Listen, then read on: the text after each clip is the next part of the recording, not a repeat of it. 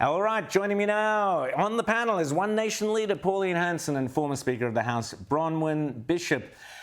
Great to see you both. Now, I'm going to play you a little clip that I think sums up everything you ever need to know about Anthony Albanese. Have a listen.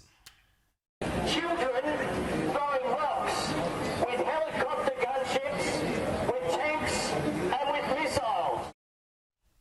Pauline Hanson, that was Albanese back in the day. Has he forever tarnished his image? Will he now forever be nothing more than a grubby student socialist who fulfilled his lifelong mission of hostility towards Israel? Pauline. Of course he will be.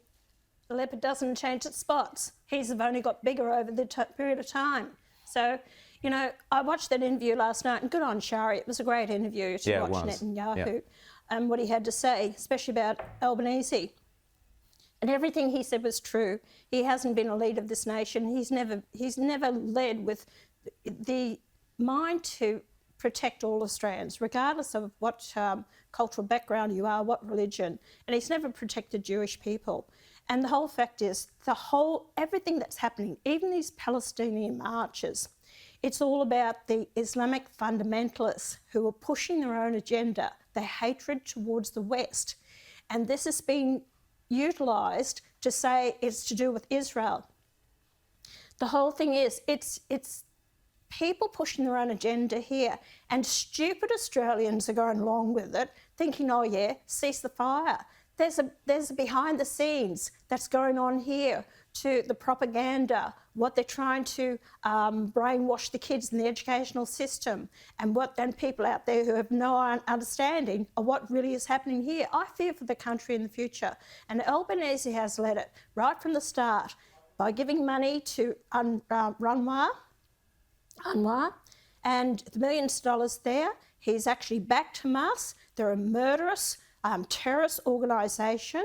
He's never really, I haven't heard him say, you know, we are not going to support you in this another state, Palestinian state, until the hostages are given back. He's never shown that strong backbone leadership.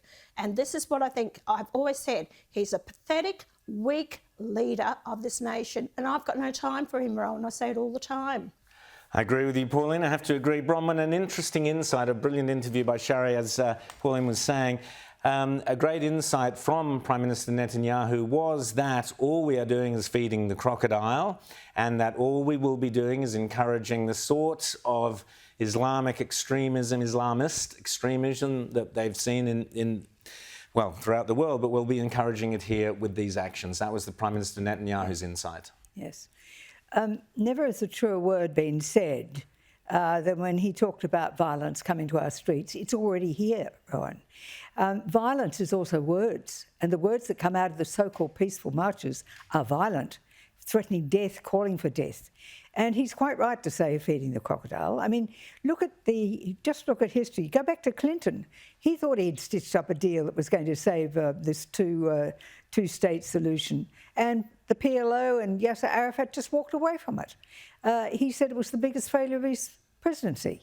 It's going to be like that because the enmity and the hatred for the pan-Arab movement for the state of Israel, when they wanted to be a pan-Arab land ruled by another caliphate. And remember, when the Ottoman Empire destructed, there was an uprising of the Arabs against it, and the Grand Mufti of Jerusalem, who went to meet with Hitler to ask him to please send people to come and murder the Jews in Palestine.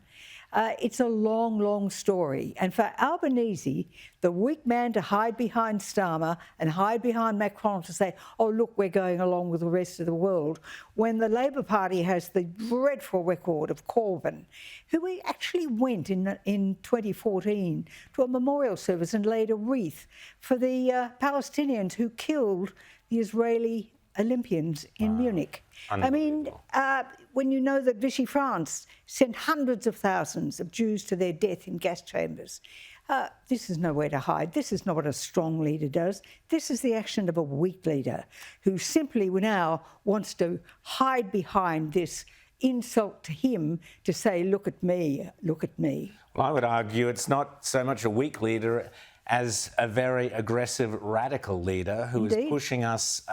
Never before has a Prime Minister of Australia thrown an entire community, the Jewish community in this instance, under the bus to pursue his own grubby student politics. Utterly disgraceful, in my opinion. Now, Pauline, I want to ask you about the round table. The economic lazy Susan, as I call it, was a farce. Albanese banging on about renewables being the new industrial revolution. What a joke. In a way, the comparison is apt, except it's the wrong way round. Renewables are the Luddites, and the real industrial revolution is AI, which is going to demand huge amounts of cheap, reliable energy, which can only be produced with coal, gas or nuclear. Pauline, what did you make of the roundtable lazy Susan affair? I love that term, lazy Susan. You're so right. The Labor Party are always putting the spotlight on them. Look at us, how good we are, what we're trying to do, and we're opening it up, for people to have their say. The unions, really, the ones that are pushing about the industrial relations, the government can't do anything without the unions there in the back pocket telling them what to do in their ear. A lot of these people that were there, Rowan, are actually lobbyists. They have an open door to the ministers and the Prime Minister constantly all the time. It was just putting a limelight on the Labor Party to make them look good in the eyes of the public. If they really had their finger on the pulse, you don't need to have the round table to look at the productivity of this nation, where it's going, and the decline of the standard of living of all Australians. Immigration, that's number one on the agenda. This climate change, net zero, that's driving up electricity prices. Industries, manufacturing going under. Why? Productivity has dropped from 8.9% to 5.1%. That's all losing it with jobs. And and the farming sector, that's been destroyed. And of course, they're destroying the mining sector as well, closing down the coal mines and the gas exploration that's happening in the country. So if they really want to be fair dinkum about it, look in their own backyard and the policies they have brought in, that is destroying the productivity, but they don't want to. Absolutely. Brilliant. Both Bronwyn Bishop and Pauline Hanson there. Thank you so much to both of you.